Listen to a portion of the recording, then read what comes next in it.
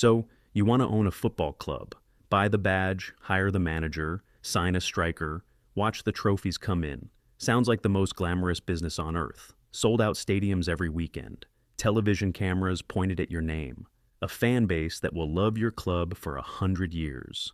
But here's the strange part. Football clubs are the only major entertainment business in the world where almost every owner loses money on purpose. By the end of this video, you'll know how football clubs actually make money, why winning trophies can bankrupt you, why owning a club isn't really about football, and why billionaires keep lining up to buy them anyway. Football clubs come in three sizes, and they're three completely different businesses. A lower league club in England, Germany, or France costs anywhere from $2 million to $20 million.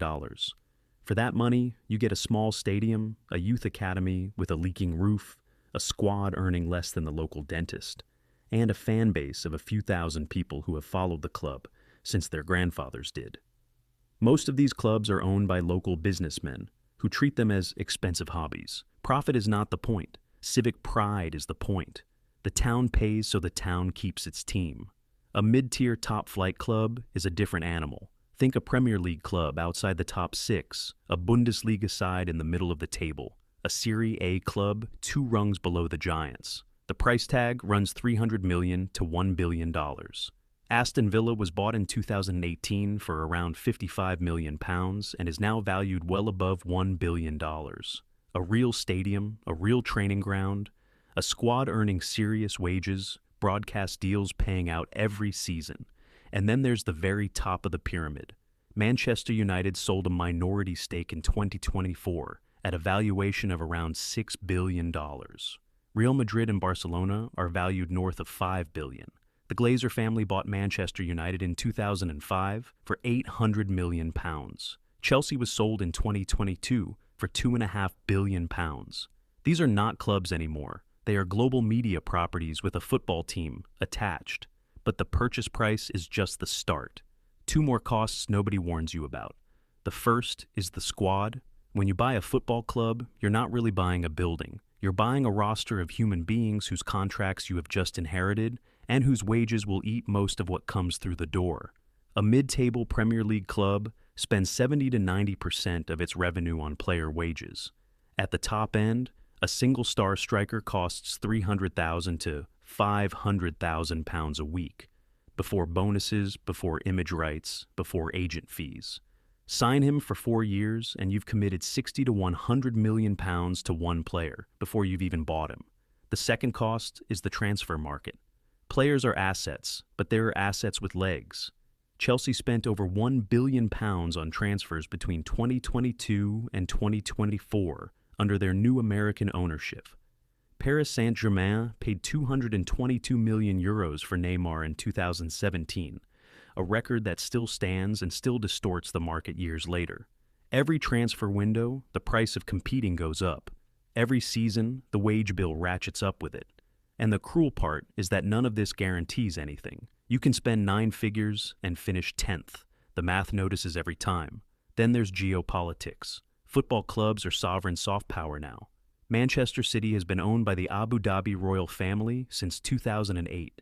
Paris Saint-Germain is owned by Qatar. Newcastle United was bought in 2021 by Saudi Arabia's Public Investment Fund. These are not commercial purchases. These are national branding exercises priced in billions, which means if you're trying to buy a top club today, you're not bidding against another rich person. You're bidding against a country. Even the smallest league in Europe understands the same thing the biggest one does. A football club is a piece of cultural territory that prints global attention, controls local identity, and decides which sponsors get to stand next to it. That's why governments protect them, leagues regulate them, and supporters guard them like family heirlooms. So you've got the club, you've got the squad, you've got the stadium, the staff, the sponsors, the fans are showing up. Now we get to the question that actually matters. Where does the money come from? The obvious answer is ticket sales, fans in the stands, pies and pints at halftime, replica shirts at the club shop, and all of that is true. But the obvious answer is also the wrong answer. The fans in the stadium are not the customer. The fans in the stadium are the set decoration. The actual customer is sitting on a sofa in Jakarta, watching the match on a phone wearing a shirt with a sponsor's logo, and about to renew a subscription they don't even remember signing up for. Every major football club on earth earns money in three completely different ways, and the split is not what you'd guess. The industry calls them match day, broadcasting, and commercial. Match day is everything that happens inside the stadium on game day. Tickets, hospitality boxes, food and drink, parking, stadium tours. Broadcasting is what the league pays you for the right to put your matches on television and streaming services. Commercial is sponsorships, merchandise, shirt deals, kit suppliers, stadium naming rights, and the global licensing of the badge. At a top-tier club, match day is around 15%, broadcasting is around 40%, and commercial is around 45%. The fans in the seats, the most visible part of the business, are the smallest slice of the revenue. The fan watching on a phone in Indonesia is worth more than the fan freezing in row 47. Easiest way to picture it. Imagine a supporter buys a ticket to a Premier League match for £100. They take the train in, buy a beer, buy a program. Total spend on the day, maybe £150. The club keeps a share of all of it. That's match day revenue.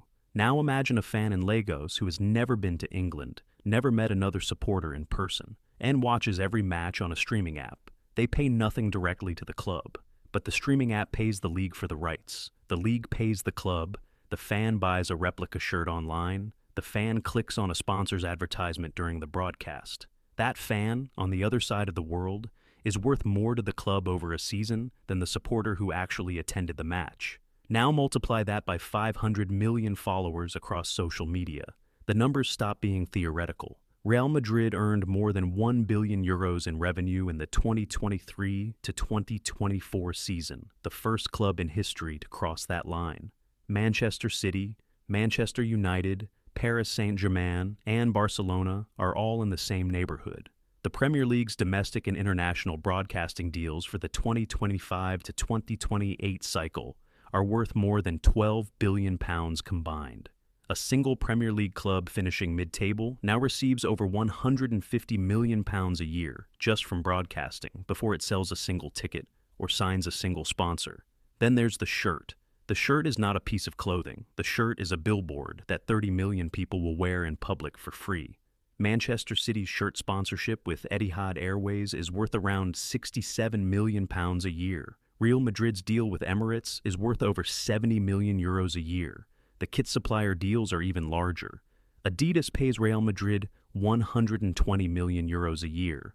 Nike pays Barcelona over $100 million. None of this has anything to do with the football being played on Saturday. It's all about how many televisions tune in on Saturday. And here's the part that breaks people's brains. The longer you keep the fan emotionally engaged, the more the industry calls it engagement. Engagement is the product. Every minute a fan spends thinking about your club, watching your matches, scrolling through your social media, buying your merchandise, is a minute they might generate money for you. Which is why clubs do not just want match results, they want storylines. They want signings that trend on social media. They want a manager with a quotable accent. They want a young academy graduate the supporters can adopt. They want a rivalry game that goes viral. The match is the product. The drama around the match is the business. So now look at the architecture. Walk around any modern top-flight stadium. Notice anything? The cheapest seats are stacked vertically against the loudest end, so the television cameras pick them up first. The premium boxes are placed at the halfway line, where the broadcast cameras are positioned. The tunnel is a sponsored brand. The pitch is surrounded by rotating advertising hoardings that change every 15 seconds, depending on which country is watching. The club shop is the only way out of the stadium tour. The industry has a term for it: brand activation. Every square meter of the building is a media surface. The psychology is even sharper than the architecture. A football supporter is a customer for life. You inherit them from your father. You hand them to your children. You do not switch clubs the way you switch supermarkets, which means the club doesn't have to win you over once. The club has you forever, as long as the badge stays roughly the same. The data is granular and the strategies follow the data. African supporters generate more shirt revenue per capita than European supporters. Asian supporters generate more sponsorship value through digital engagement than any other region. American supporters are the fastest growing audience and the most willing to spend on premium experiences. The clubs know exactly who you are and exactly what you're worth. And at the very top of this pyramid sit the global broadcasting deals and the elite sponsorship contracts. The Champions League pays its participants over €2 billion a year in prize money and broadcast revenue. A single deep run in the Champions League is worth €80 to €100 million to a top club. The shirt sponsorship on Manchester United's front, the sleeve sponsorship, the training kit sponsorship, the stadium naming rights, the kit supplier, the official airline, the official watch partner, the official noodle partner in Asia. There are clubs with more than 30 regional sponsors, each paying a few million a year for the right to call themselves the official something of the club in a specific country. So here's the whole revenue model in one sentence. Global audience multiplied by emotional engagement, multiplied by sponsorship inventory, multiplied by competitive relevance. And every single decision in the building, from the signing of a marquee player, to the design of the third kit, to the choice of preseason tour destination, exists to maximize one of those four numbers. The match is bait, the brand is the trap, the fan is the product. And the football, the thing most people think the club is built for, is just the content that keeps the audience watching. So, with all this guaranteed audience, all this captive loyalty, all this engineered global engagement, why do football club owners ever lose money? The short answer is the players. Out of every pound of football revenue, an enormous portion is gone before the owner sees anything. A typical Premier League club runs on a net margin so thin it often disappears entirely. Many top European clubs lose money every year and have done so for a decade. Where does it all go? About 70% of revenue at most top clubs goes straight to player wages and transfer amortization. A mid-table Premier League club generating £200 million in revenue can spend $160 million on salaries alone. Another huge chunk goes to agent fees. In the 2023 to 2024 season, Premier League clubs paid over £400 million to agents in a single year. Add staff wages for coaches, scouts, analysts, medical teams, and academy directors. Add the cost of running a training ground at the standard expected by top players, which can run £20 to £50 million a year on its own. Then there's the stuff most people never think about. Stadium maintenance at a 60,000-seat ground runs into the tens of millions a year. Pitch replacement, floodlight upgrades, hospitality refurbishments. Insurance on a squad worth £1 billion is staggering. Travel costs for European competition fly entire squads across the continent 13 times a season in chartered planes. And then there are the lawsuits, wrongful dismissal claims from sacked managers, image rights disputes with former players, sponsorship contract disagreements, supporter lawsuits over ticket pricing or stadium safety. The liability insurance climbs every year. The guaranteed top line is real. Everything below it is a fistfight.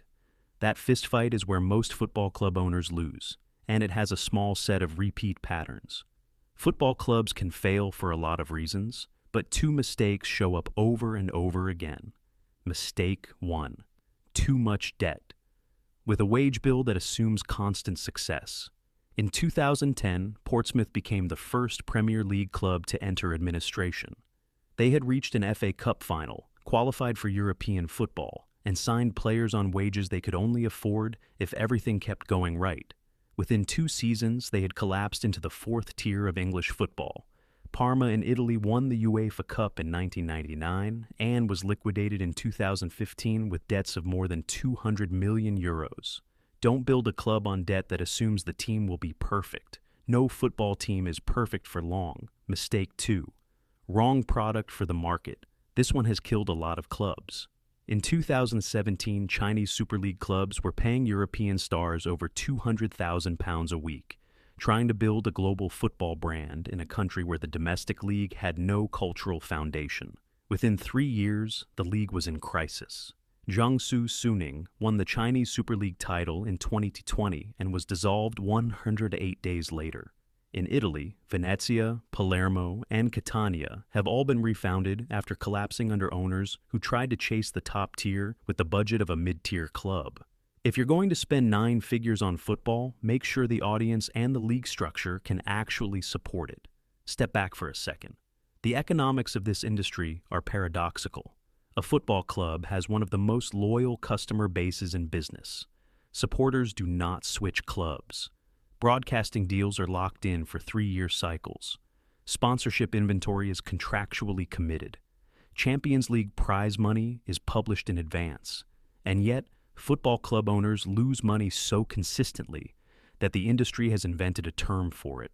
They call it a trophy asset. You don't buy it to make money. You buy it because of what it does for everything else you own.